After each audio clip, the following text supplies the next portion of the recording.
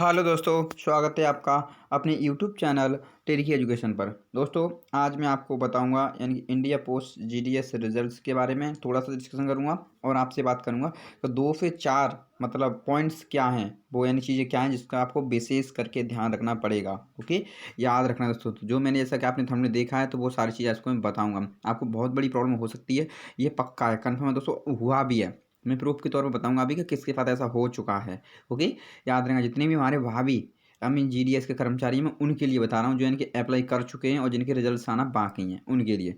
चलिए हम स्टार्ट करते हैं। तो अब 2-3 कमेंट्स हैं वो डिस्कस कर दूँ, जस्ट उसी के बाद मैं आपको वो अपडेट बताऊँगा। पहला कमेंट आज का आकाश चौधरी जी का, इन्होंने लिखा है, सर मेरा 92.4 एससी कैटेगरी से हूँ, एमपी से, झारखंड में फॉर्म भरा है, चांस है कोई, प्लीज़ रिप्लाई। तो बिल्कुल मैं आपको बता दूं, यहाँ से आकाश जी आपके बहुत अच्छे चांसेस हैं। ये मान चलिए 95% आपके और 5% सिलेक्शन रुक सकता है आपका। 95% सिलेक्शन आपका आराम से यहाँ हो जाएगा। ओके, वो भी अब एससी कैटेगरी से बिलोंग करते हो, आपका आराम से हो जाएगा दोस्त, याद रखना। चलिए आगे देख लेते हैं अगला क्या है। अगला कमेंट से हमारे पास यानी कि रेवाती जी का। ओके, रेवाती कुमार हैं कोई, यानी कि इन्होंने कमेंट किया है, मेरा 92.25% है, यूआर से हूँ मैं और आंध्र प्रदेश से हूँ, मैं नॉर्थ ईस्टर्न को अप्लाई किया, 20 प्रेफरेंस है, एनी चांस। तो रेवाती जी या जो भी आपका नाम है ना, कि मैं आपको बता दूं, यहाँ आपके अच्छे काफ़ी चांसेस रहेंगे, बट यू आर से हो तो मैं आपको श्योर नहीं कहूँगा कि आपका सिलेक्शन हो जाएगा, लेकिन हाँ आपकी अच्छी परसेंटेज है, आपके चांसेस रहेंगे। ओके, याद रखना। चलिए आगे देख लेते हैं। अगला कमेंट्स है हमारे पास, देखिए यहाँ से बीरपाल कौर जी का, इन्होंने लिखा सर 88.89%।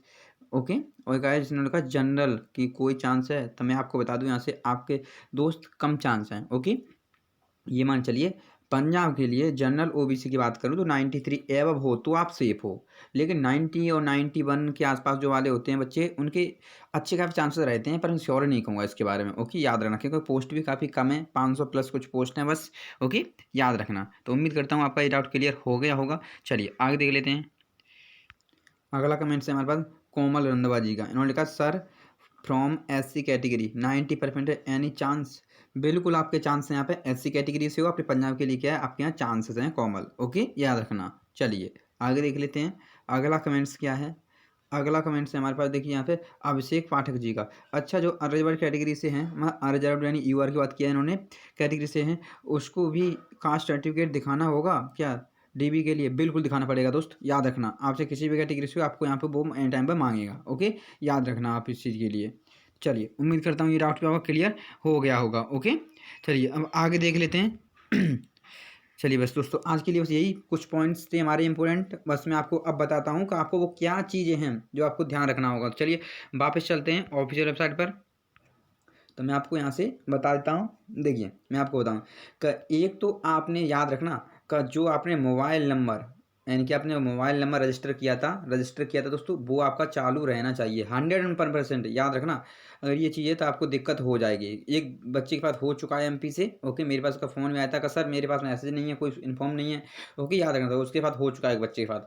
और बात करूँ मैं आपके पास, यानी कि देखिए क्या कहते, आपका कास्ट सर्टिफिकेट जो हमारे यहाँ भर रहे हैं या भरने वाले हैं, वो तो कोई दिक्कत नहीं है, जिनका भर गया तो भर गया, लेकिन जो आगे वैकेंसी हमारी मार्च में आने वाली है, उसके लिए याद रहे सेंट्रल कास्ट सर्टिफिकेट बनवा के रख लीजिए। ओके, याद रखना आप इस बात के लिए। और एक चीज़ बताऊँ मैं आपको, आगे बताऊँ एक पॉइंट्स, अगला पॉइंट्स क्या हमारा इंपॉर्टेंट है, यानी कि देखिए जो आपने जीमेल आईडी डाली थी ना, तो याद रखना वो भी अपनी चालू रखिए, जिससे आपको प्रॉब्लम ना रहे। ओके, जब बाई चांस मान लीजिए नंबर आपका काम भी नहीं करता है, तो जीमेल आईडी आपकी चालू होनी चाहिए। ओके, तो मैंने आपको कहा था ना 2-4 पॉइंट्स ऐसे हैं दोस्तों जो 100% श्योर आपको यहाँ पे ये कन्फर्मली, मतलब यहाँ पे यानी कि क्लियर होना चाहिए आपको, मतलब यानी कि चालू हालत में अंदर एक्टिव रहना चाहिए हमेशा। ओके, याद रखना इस बात के लिए। चलिए अब थोड़ा रिजल्ट से संबंधित कुछ पॉइंट्स बता दूं यहाँ से। ये तो बस 2-3 चीज़ें ऐसी हैं कि इन्हें 100% आपको यहाँ अच्छे से रखना है, वरना आपको दिक्कत हो सकती है। ओके, याद रखना सिलेक्शन टाइम पर। अब मैं रिजल्ट्स की बात कर दूं यहाँ पे, तो देखिए मैं आपको बताऊँ, पंजाब का रिजल्ट आपका याद फरवरी में आपका 15 तारीख तक आराम से देखने को मिल जाएगा। ओके, याद रखना फरवरी में 15 तक आपको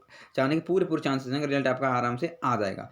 अब उसके बाद डिपेंड करेगा नॉर्थ ईस्टर्न का पहले आता है कि ये इसका, ये अभी क्लियर करना मुश्किल है कि किसका आएगा, लेकिन याद रखना जो भी रिजल्ट आएगा, अगर 15 को अगर फरवरी को आता है तो मार्च के फर्स्ट वीक में, या मतलब 27-28 फरवरी तक, यानी कि या फर्स्ट वीक में मार्च में, यानी कि एक रिजल्ट इनमें से देखने को मिल जाएगा, यानी कि आपके मार्च तक आपके तीनों रिजल्ट देखने को मिल जाएंगे। ओके, याद याद रखना। तो उम्मीद करता हूँ ये सारी चीज़ आपको क्लियर समझ में आ गई होगी। तो बस दोस्तों आज के लिए बस इतना ही। धन्यवाद।